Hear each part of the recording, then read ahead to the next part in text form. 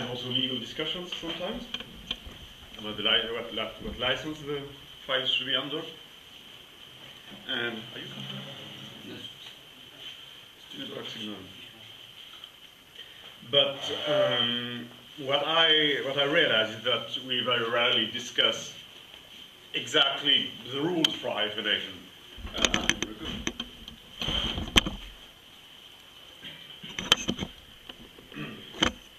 So that's the French file. I'll discuss it in a minute.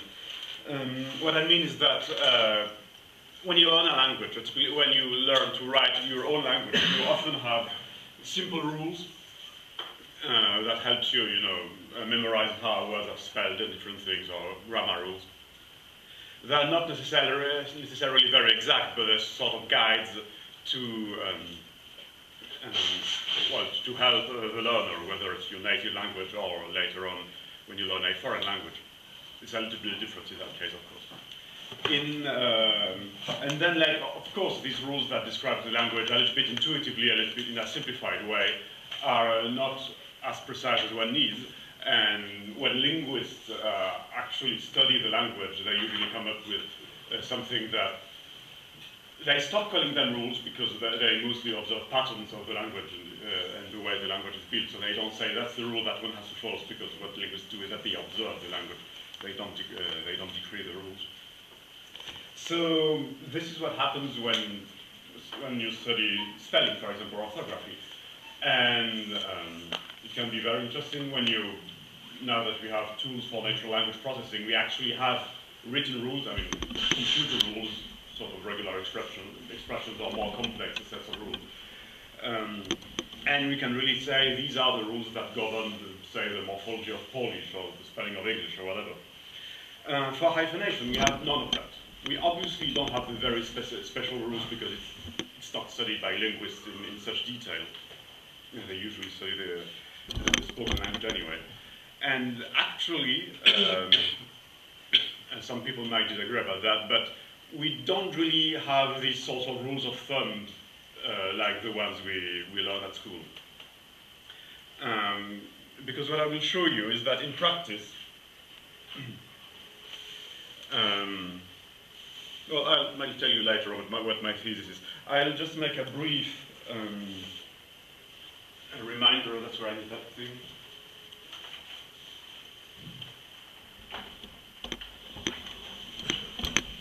I suppose most of you know this, but just for the record, I remind you how hyphenation patterns in text work. So we have words, we want to know where to hyphenate them, where to break them across the line, and so how do we specify the rules, or the rules of thumbs or whatever? So say we want to hyphenate Mojca. So that's the input. That's our text. Well, I'll make two things. And so that's the text. And the patterns. So that's the things that have been devised over the years by many dedicated users and developers.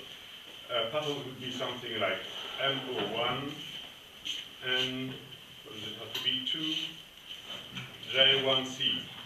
Obviously, we have many other patterns that don't fit. Is it big enough? No, it's just that. Yeah, that's what I thought. Yeah, please hang on. Thank you. Yeah, that's what I thought.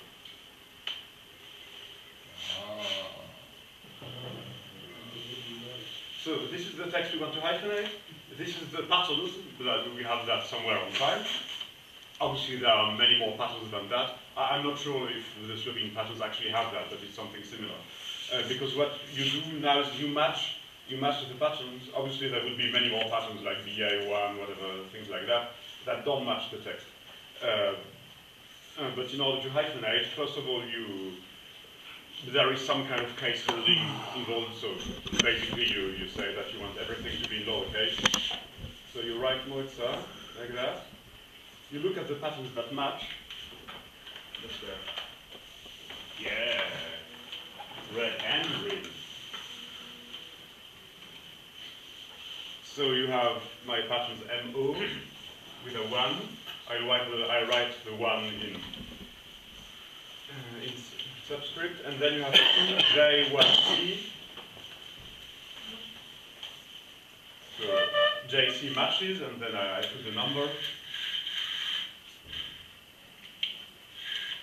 And here I have a set of numbers. As you can see, I have a 1 between J and C. I have both a 1 and a 2 between O and J. And the algorithm, that's the one that was devised by Frank Priang to the student at the time, 1982 or 3. And the algorithm simply says, select the larger number, so obviously 2 in that case.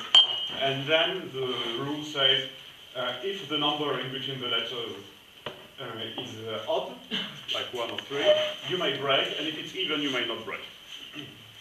So here, we may hyphenate Mojca between the J and the C.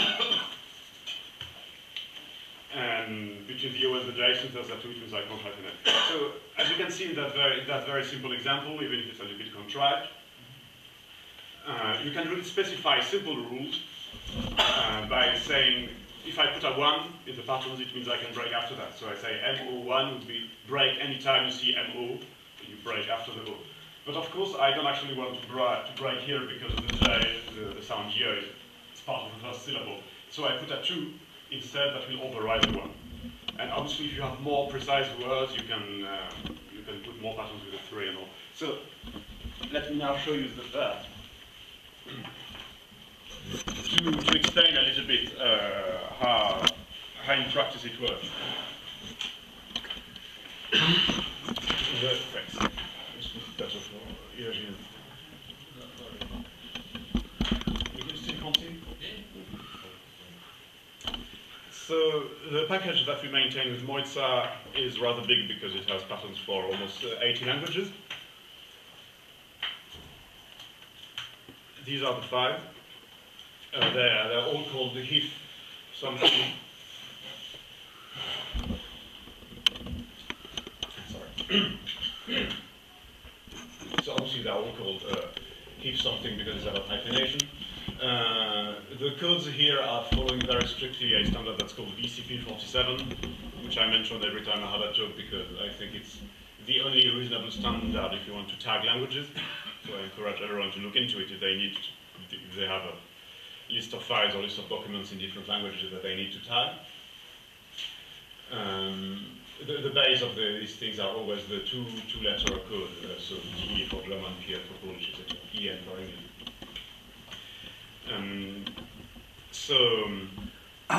What these other ones say? Monotone, polyphone, classic, classic. That's part of the standard. EL is Greek, so if you have just one Greek file, you would call it EL. Here it so happens that Greek for a very long time has been a typeset with 3 types of accents, diacritics, and switched relatively recently to 1 type, so it's still more or less in competition. And we have patterns for both, and they're 2 different files, so we need 2 different names. And that's precisely one of the things that BCP47 supports. The other standards are usually not precise enough. The ISO standard for languages, which is ISO 639, it has code for many, many languages, but it has only code for Greek. It's Greek.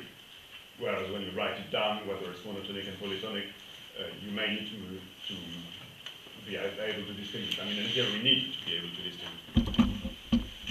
So this monotone and polytone, there is a long list of things that I can't show you. It's according to standard. Yeah. And well, except the parts after X, because that's our private extension, so when it's not supported by the standard, then we don't know how to make it standard. So, okay, let me show you a little bit more content. This here,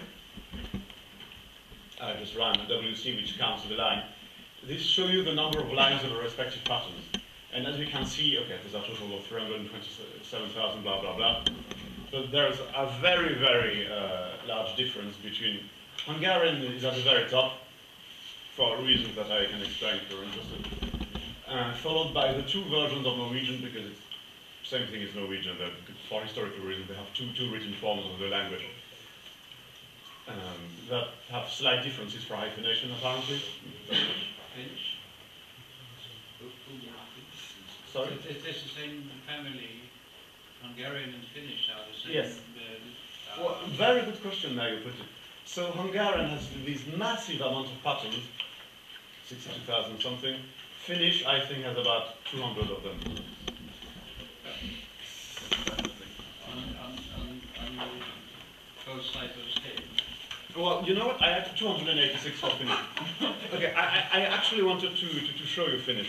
Maybe different authors. So let's start with that. No, I can show you very precisely. This is the Finnish. I've been studying. I've been studying the language a bit, and obviously I was interested in that. As you can see, these patterns at the top are almost identical to the simple rules that I said. So it says one BA, one BE, one BI. Basically, it says all these things are syllables break before the syllables. Yeah. And so Finnish has relatively few sounds actually.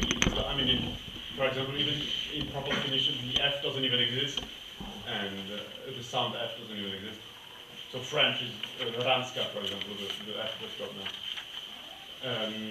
Also no C, etc. So that explains partly why it's so short, but that's far from being the only reason. So okay, let's scroll down.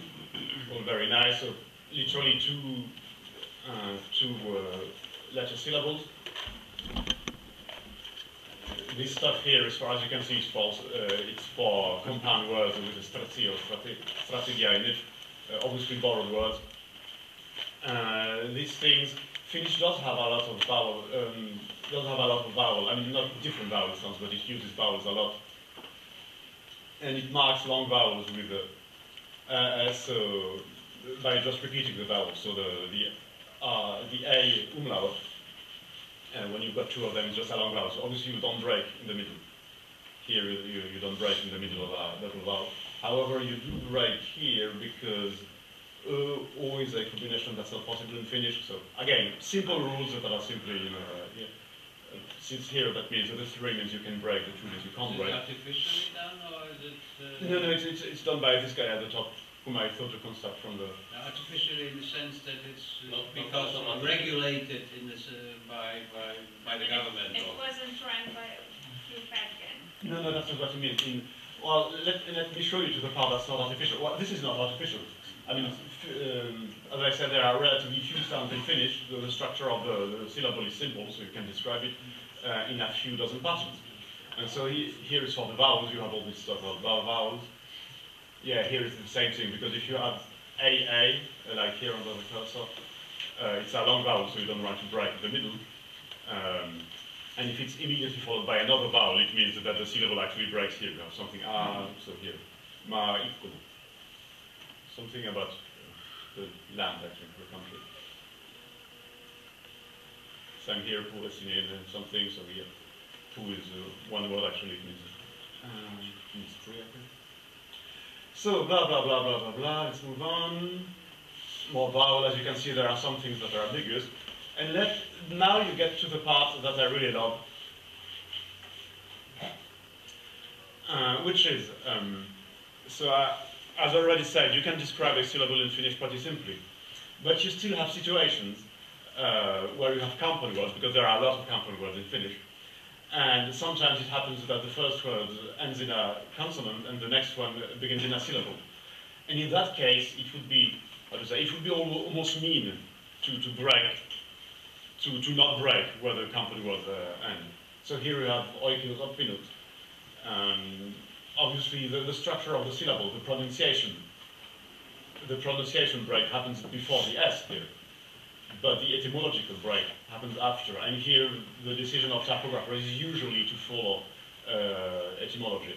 But it's also a little bit arbitrary, because sometimes you really want to follow pronunciation more. So you end up with that kind of thing.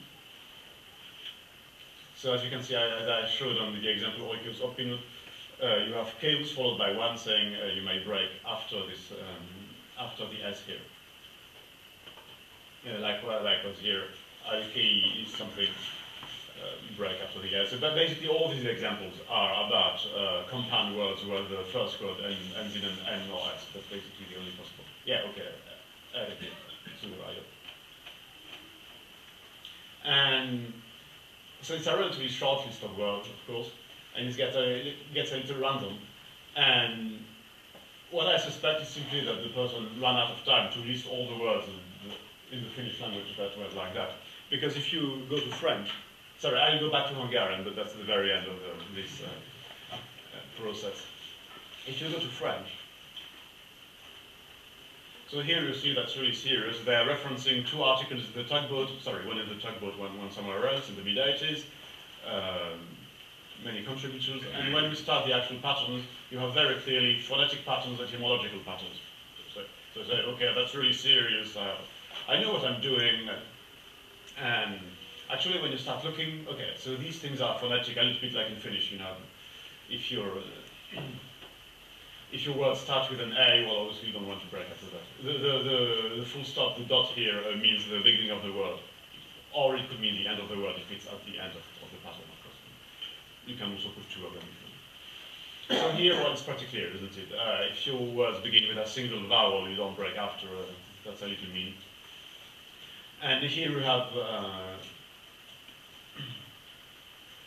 the beginning of the long list of etymological things. So as you can see, many things that start with anti. Obviously, you want to break after the letter I, after the full prefix. Anti, the other stuff, archi, blah blah blah, stuff from Greek. Here again, simple syllables. And this I want to point out. So that's, as Daniel Fippo writes here, that's a mute syllable. So that's typically, because in French some of the sounds at the end of the words are not pronounced. In this case, the ENT, which is just a conjugation that comes directly from Latin, third person plural, it's actually just this thing, for example, in the word tombe would be just pronounced tombe. So you literally just pronounce three sounds. So you don't break. Exactly, and you don't want to break because, again, otherwise you would be putting things on the new line that's not actually pronounced. Newspaper do break there for obvious reasons because it's in our tongue. That's what I wanted to ask, what in practice? Well, that's precisely my point. What happens in practice is whatever the author or the few authors of the patterns decree. Because in the case of Finnish, it's literally this Oiga in central Finland. It's actually central Finland. Jyväskylä is in the province of central Finland. For French, obviously, there was a bit more collaboration, more speakers, obviously. But in the end, it's just kind of arbitrary decisions by one school of typography. And the funny thing that I want to point out is that, so okay, if you have this BENT or BES, likewise the S is not pronounced, so here you have an even number to forbid break. But if you get to C, so you have the exact same thing, words ending in C, when you conjugate them, you've got CENT, it's not pronounced, so you don't break before that. However, observe all these little words, so you have instead a 3. And the reason is that the ending ENT, well, it can, when... break by break. Exactly. No, because it's a different word. It's a different word. The ending ENT, you don't break if it's a conjugated verb, or the third person plural. No, it's not a verb at all. It's not conjugation. It's not a... Here it is pronounced, that's the whole point. So here, adjacent, in words coming from Latin, adjacent, adjacent, whatever, something. So all these things, I really like the privat dotson here in the middle. Acquiesce. Acquiesce? Yeah, but look, it's a 4.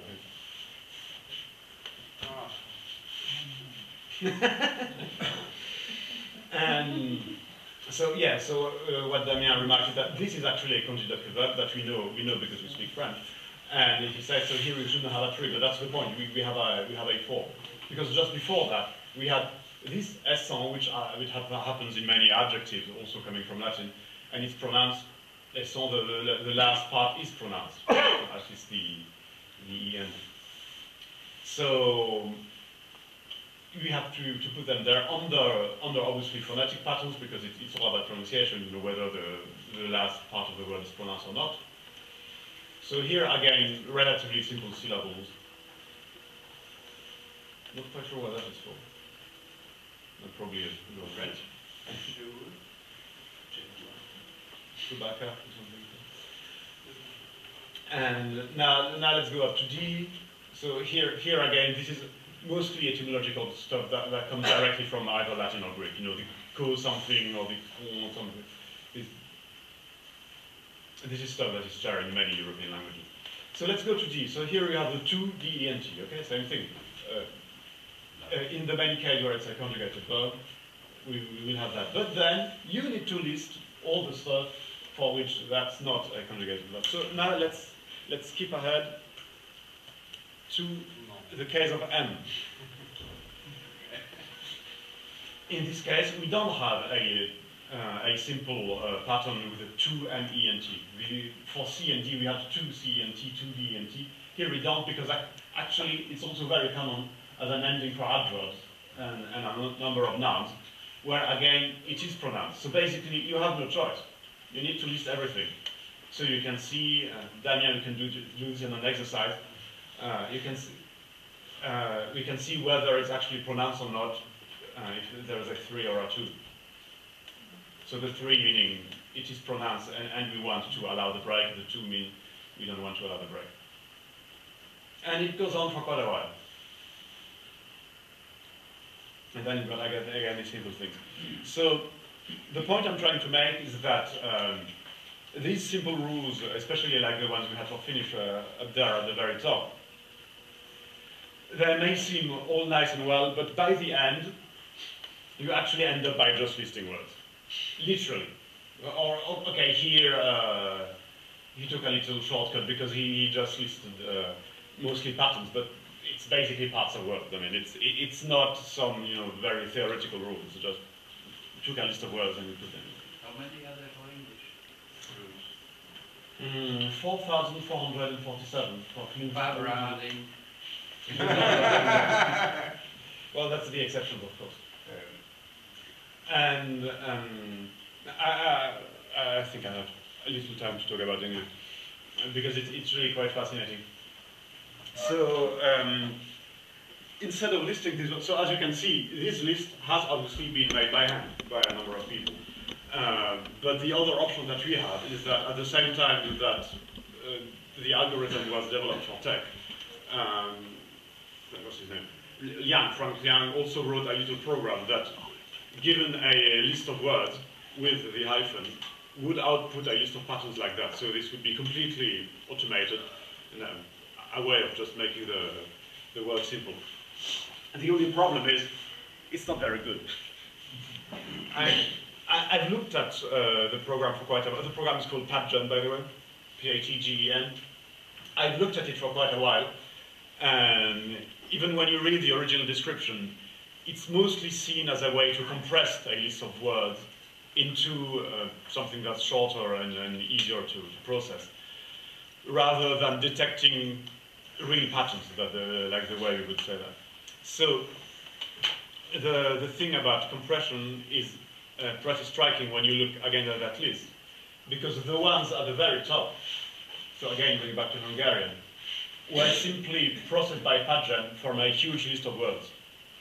And since Patgen is mostly a compressor and doesn't really try to find real rules for the language, if you have a huge list of words for, say, Hungarian or German, you end up with that. By the way, German, it's doing a really good job because I think the list of words is almost 500,000 words.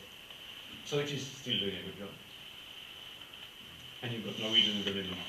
So, well, this is one of my pet projects right now. I want to write a better Patgen that actually detects detects real motives, because French it has to know if it's pronounced or not. If the word is pronounced. No, you put, well, and in any language you have ambiguous things anyway, so we can't solve that. But by and large, you can definitely make a list of words. And the reason why it's absolutely not obvious how to do that is because I forgot my examples.